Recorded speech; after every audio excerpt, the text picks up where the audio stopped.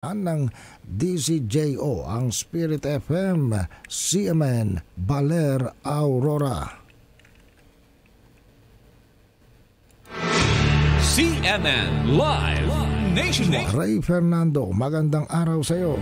Magandang araw Ariel, magandang araw Pilipinas. Matagumpay na nagtapos ang 36 na individual mula sa Provincial Disaster Risk Reduction and Management Council o PDRRMC at iba't ibang ahensya ng pamahalaang panlalawigan ng Aurora sa katatapos na 4 na araw na intensive training hinggil sa standard first aid at basic life support.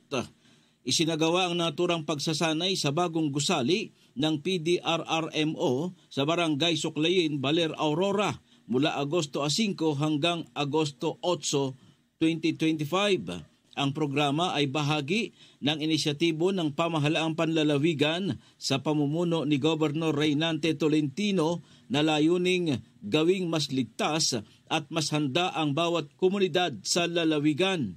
Ayon kay Engineer Elson Amado Igarge, Provincial DRRM Officer, napakahalaga ng isinagawang pagsasanay sapagkat naihahandaan niya ang mga kawani na kumilos na may kumpiyansa at kaalaman sa oras ng kagipitan. Ang 4 na araw na pagsasanay ay pinangunahan ni na Engineer Leandro Dunca Jr.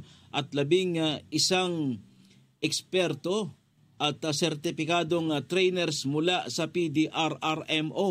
Ayon kay Dunca, ang mga nagtapos ay hindi lamang mga kalahok, kundi mga bagong force multipliers na magsisilbing first responder sa panahon ng sakuna at emergency. Dagdag pa nito, sa pamamagitan ng katatapos na pagsasanay, napapabilis ang pagtugon at mas maraming buhay ang maaaring mailigtas. Bahagi ng mga kaalamang tinalakay ay ang tamang scene assessment at initial response, pangunahing pamamahala ng sugat at bali, pagkontrol ng matinding pagdurugo, pagtugon sa heat-related emergencies gaya ng paso, heat exhaustion at heat stroke. Nagkaloob naman ang PDRRMO ng parangal sa mga natatanging kalahok gaya sa best bandaging at best splinting para kay Isabel Tuwale, best lifting Orson Molina, best in infant CPR Jeffrey Torre at best in adult CPR Marcela Florendo.